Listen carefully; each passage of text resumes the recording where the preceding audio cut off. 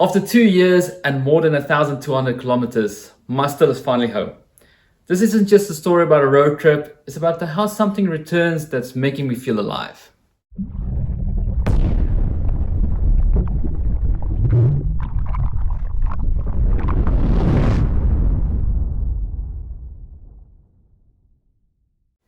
Hey everyone, Distiller Greyling here, one of your favorite home and hobby distillers. And today I want to share you of how my still ended up at my parents' house and how it got back here with me where we are now. It's a quite interesting story, so I felt like I have to share it as well. It goes in part with that thing of not waiting until things are perfect and just starting with something and see how it goes. So obviously when we decided to move, we know that there was not going to be a lot of space where we currently are, and made the decision of selling all my big equipment like my 100-liter still and 100-liter pot and the spindle and a lot of other things that I know I was not really going to use again, as we were not going to go the commercial route or opening up a distillery. But I did decide I want to keep my small still, my small 13-liter modular still, 20-liter fermenting buckets and a little bit of hydrometers and aquarium meters, just to have basic setup that if I do want to start again, that I have my equipment ready. But we didn't take it with when we moved, and I took it to my parents' house. I had two 1-liter blue barrels that I use for fermenting. So I put everything neatly in there, packed it up, sealed the barrels and took it to my parents' house. And there it stood for more than 2 years.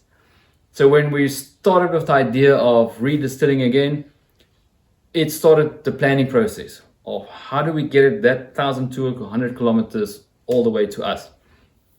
And this is where the fun part started, because now you've got all these ideas of, we can do this, we can do that, we can try this, can try that. One of the options was couriering.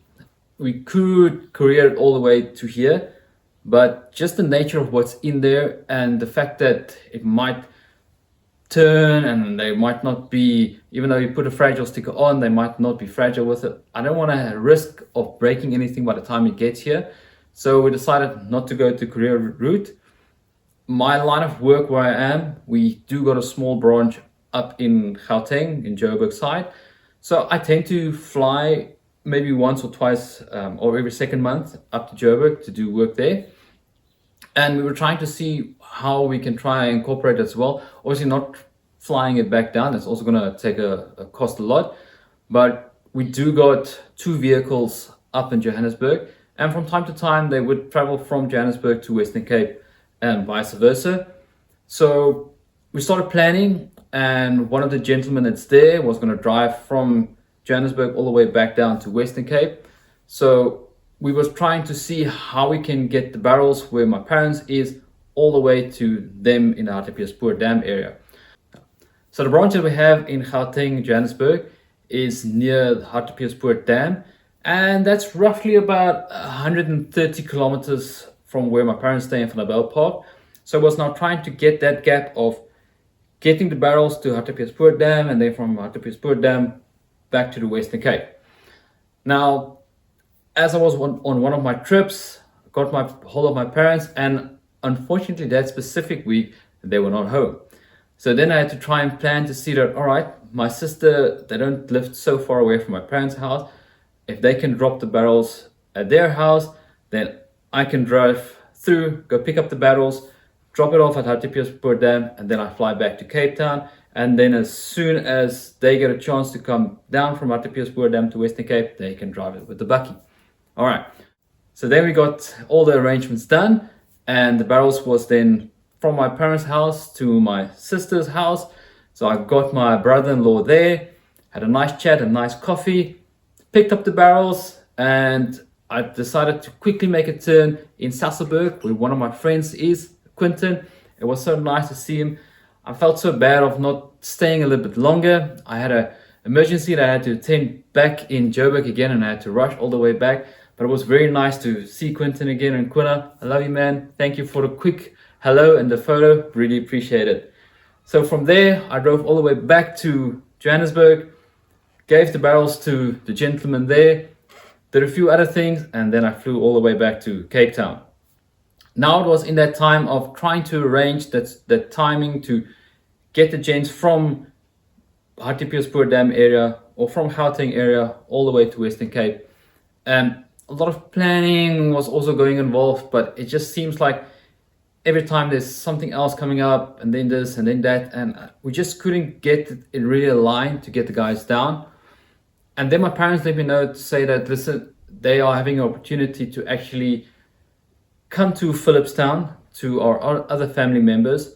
And that's what we also had idea of, you know, if my parents come about halfway and we come then halfway, then we can make a plan. But now the thing is, now the barrels is all the way back at Hartbeespoort Dam, again 130 kilometers away from where my parents is. So then spent about 2 or 3 days on the phone with everybody, and they made an arrangement of going about halfway.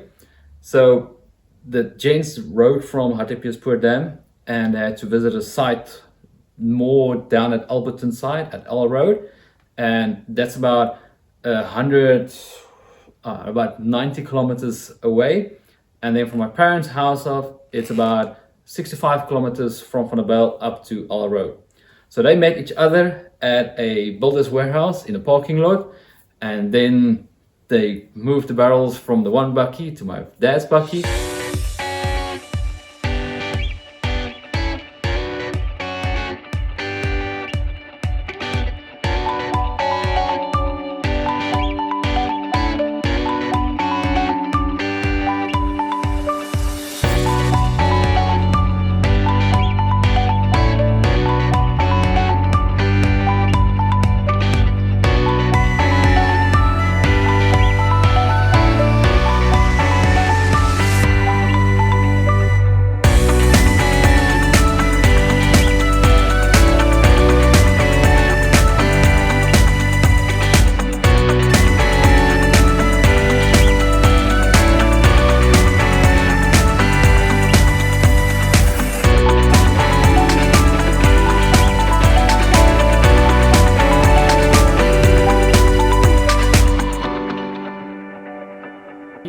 So then I know, all right, the barrels is back at my parents, and gentleman went on to do service the sites that he had to. My parents went all the way back to Van der Bijl Park.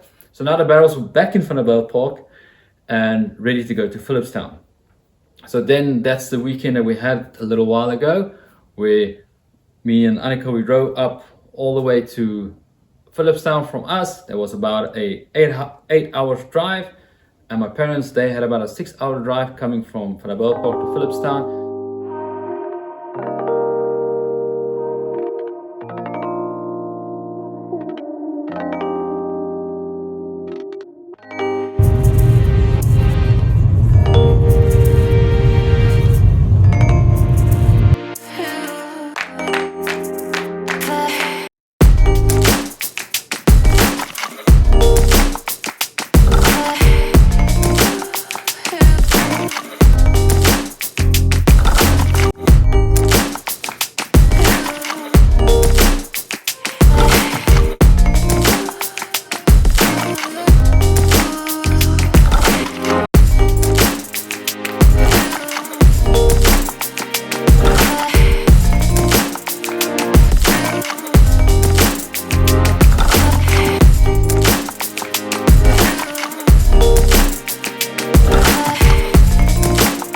Then we midday with the family. It was very nice. It was actually very fortunate position to be in. Yes, the main thing was getting the still there, but just to see family again, and especially family that we haven't seen in quite a long time. And it was also fun to be involved with them and seeing of how they live their lives in a little bit of a remote town. Go Google Phillipstown and you will guys see where it is and where it's located. And it was very nice to be with them again and just have a chat, and looking out for a wedding that's also going to be in this year as well. We're very excited for that one as well. And yeah, cousin, all the best for you and your wife. And I hope that it's going to be a beautiful time that's going to come for you. And yes, just all the best. I also got some ideas from my cousin as well that I want to try. and we'll get that a bit later. But okay, then we packed up the barrels and drove all the way back here to the Western Cape.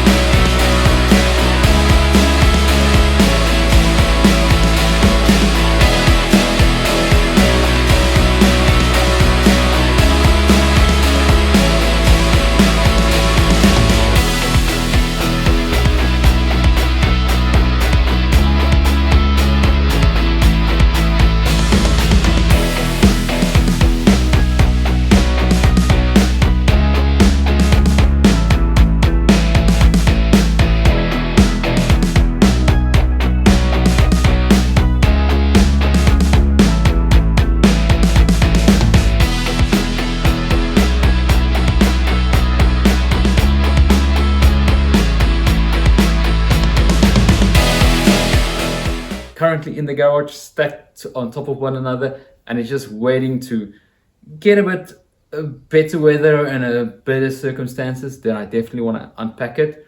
The idea is to open it up for the first time. I mean, I haven't opened it up in 2 years' time, so it's going to be really interesting to actually just see what's in there still. I've got slight an idea, but I can't remember exactly what was still in there, what I sold and what I kept. And also with all these moving about, is everything still okay? I'm a little bit concerned about the hydrometers, but I remember packing them and racking them, so hopefully they are still good. But this is my whole story. This is how showing that not everything is perfect, and sometimes waiting for perfect might not come. We're trying to always think that as soon as the time is right, we'll do it. You know, like I said, whether it's painting or singing or whatever you want to do, that hobby that you feel like you want to do, just go for it. You know, if you haven't done it for a while, just start again. Start small steps, but just build that consistency again. And before you know it, you will fall in love again all over. So yes, that's my message to you guys. And I hope you enjoyed this whole long journey just of me babbling and talking. But I just want to show you guys that I'm busy, I'm getting there, and month to month and a half from now, we will definitely get that 100 videos going and distilling again. As always, guys, remember to be awesome, to be kind, and be yourself. Cheers.